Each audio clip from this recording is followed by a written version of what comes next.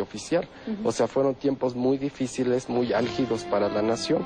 Y luego, por ejemplo, en la época de la Constitución del 57... Déjame hacer una pausa y nos cuentas. Sí, cómo no. Bueno, regresamos en esta interesante conversación con Emilio Arellano, abogado y bisnieto de Ignacio Ramírez, el nigromante, hablando de estas memorias prohibidas.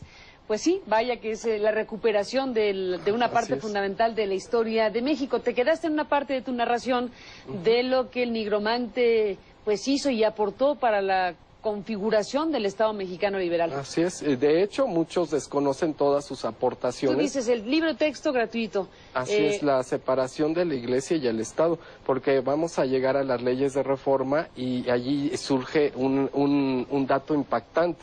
Por ejemplo, don Ignacio Ramírez, desde Temis y Deucalión, y don Simplicio, que eran dos periódicos de oposición que él fundó, ya hablaba de las garantías individuales y los derechos fundamentales, la separación de la Iglesia y el Estado.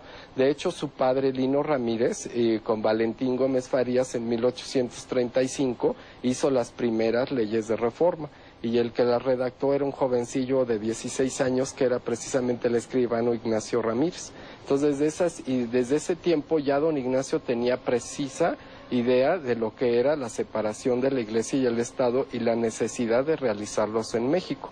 Entonces, cuando llegó los debates de la Constitución del 57, él llegó como diputado al Congreso por el Estado de Sinaloa, pero causó una consternación con sus ideas impresionantes. Por ejemplo, el primero decía la igualdad del hombre y la mujer, y entonces toda el ala conservadora de la Cámara gritaba: pecado mortal, ¿cómo va a ser el hombre y la mujer igual si la mujer viene de una costilla del hombre, ¿no? Entonces salían a la catedral con los documentos para que hicieran la contrarreforma, etcétera, ¿no? Luego llegó y dijo, todos los niños tienen que estudiar y debe de ser obligatoria la educación laica y gratuita, y los padres tienen la obligación de llevar a sus hijos, cuando sus posibilidades económicas así lo presenten o sean posibles, a que se cultiven y se eduquen.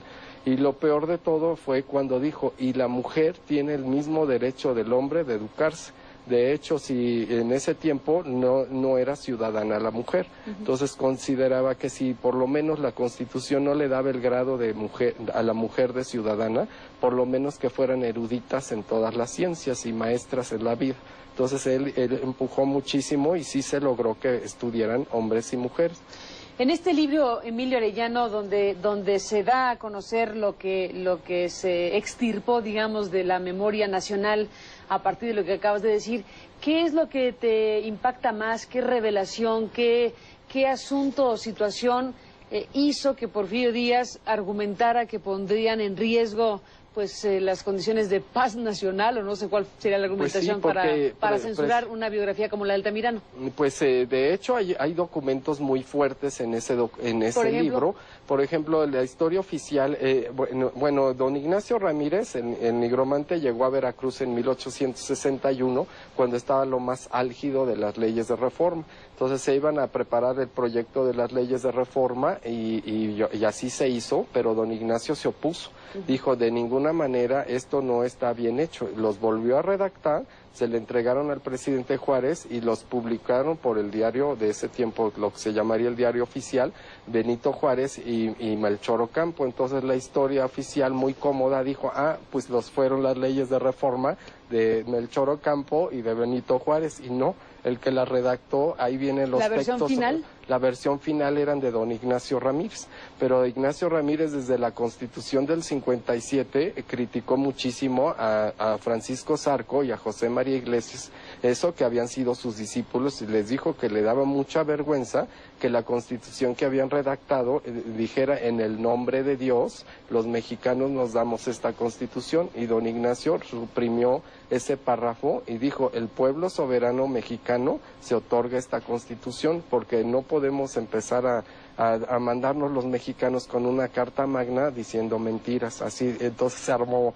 una polémica impresionante. Entonces decía él que la separación de la Iglesia y el Estado no era porque fuera mala la religión, sino porque era una misión epistolar para el pueblo mexicano salir adelante y era una necesidad de las sectas religiosas dedicarse a la materia espiritual, y que los religiosos eran pésimos políticos, ¿no? Entonces cada vez que habían intervenido en la historia de México había acabado en un desastre. Y aquí vienen los textos. Así es. Que modifican los textos originales, o sea, los textos definitivos que dieron origen a la Constitución y que modifican los textos originales. Y de las leyes de reforma también, porque están de puño y letra de él.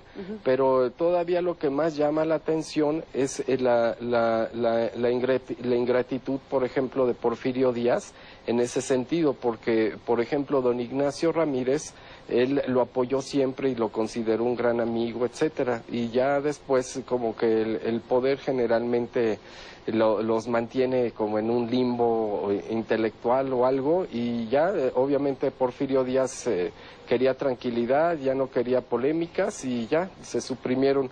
Pero, por ejemplo, en ese libro hay un documento muy impactante que es la carta que el clero le obligó a firmar a Porfirio Díaz, renunciando a la Constitución del 57, negarse masón y a las leyes de reforma, con tal de que se le diera la extrema unción a su primera esposa, Delfina Ortega. Y ese tipo de documentos, por eso no querían que fuera divulgado. Por ejemplo, aquí está la carta. Porfirio Díaz no estaba interesado que los mexicanos supieran que firmó esta carta. De hecho, ya se había dado una negociación entre el clero y Porfirio Díaz para mantener una estabilidad social, y obviamente él se negara masón a las leyes de reforma y a la Constitución del 57. Y carta, de hecho, por ejemplo, como eso es en 1880. Así es, era el año siguiente de la muerte de don Ignacio. Dicen que si Ignacio Ramírez hubiera vivido, Porfirio Díaz no hubiera llegado a completar el primer cuatrenio. De hecho, renunció don Ignacio, lo nombró Porfirio Díaz ministro de Justicia, y ya se daba cuenta de lo que era Porfirio Díaz y renunció. Por ejemplo, aquí también hay un documento... Déjame hacer una pausa y nos cuentas de ese documento. ¿Sí? Ahorita regresamos. ¿Cómo no?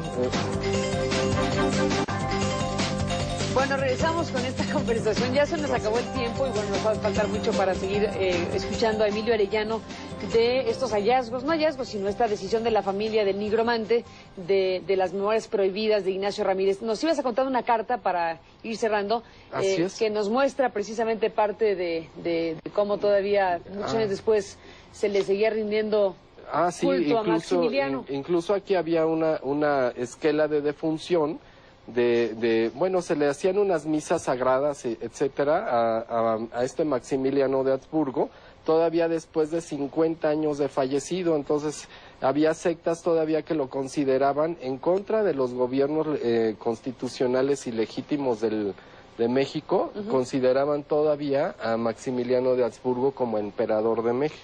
Ahora, Emilio, varias cosas que se nos quedan en el tintero, pero una que no me quiero quedar. El nigromante. ¿Y por qué el nigromante? Porque, de hecho, todo mundo, cuando empezó a escribir, bueno, se presentó en la Academia de Letrán en 1838, y su discurso inaugural para ingresar a la academia, que estaba toda la intelectualidad mexicana, don Ignacio comenzó diciendo: Dios no existe, las cosas de la naturaleza se sostienen por sí mismas, y generó una polémica en todo el país. Y entonces la gente, cuando lo veía pasar en la calle, le gritaba jacobino, masón, impío, nigromante. Nigromante quiere decir el que habla con los muertos para ver el futuro. Entonces, desde allí, él, cuando fundó su primer periódico de oposición, fue el Don Simplicio, y allí adoptó el seudónimo del nigromante. Y de hecho lo conocen todo el mundo en la historia de México más fácil por el nigromante que por Ignacio Ramírez. Exactamente. Bueno, pues déjame hacer una pausa y regresamos en la parte final para cerrar con algún comentario sobre estas memorias prohibidas por 100 años, resguardados por 100 años y ahora revelados por la familia del nigromante. Vamos a la pausa. Bueno, se nos acabó el tiempo. Emilio Arellano, gracias por contarnos de este libro, Ignacio Ramírez, el nigromante, que bueno, pues es un libro histórico en el máximo sentido de la palabra. Así es. ¿Los historiadores no tienen los pelos de punta con lo que aquí sale? Pues no, de hecho, las instituciones públicas y privadas verificaron el contenido del documento, porque también hablar de Ignacio Ramírez es una gran responsabilidad, y se verificó por algunas instituciones como en el INAH, la dirección de la Biblioteca Eusebio Dávalos Hurtado también del INAH, el contenido del documento, y cotejado con sus manuscritos originales, dijeron que efectivamente todo lo que allí se menciona es sin ánimo de daño y con fines históricos. Pues aquí está este libro sobre el más liberal de los liberales. Así es, el más liberal puro. El liberal más puro de los liberales. Así es, y el mexicano que se jugó la vida, por decir la verdad, no importando las consecuencias. Toda su vida fue su ideal, ¿no? Pues gracias por contarnos de este libro, Emilio. Gracias por compartir con la sociedad mexicana y con quienes nos ven en otros países esta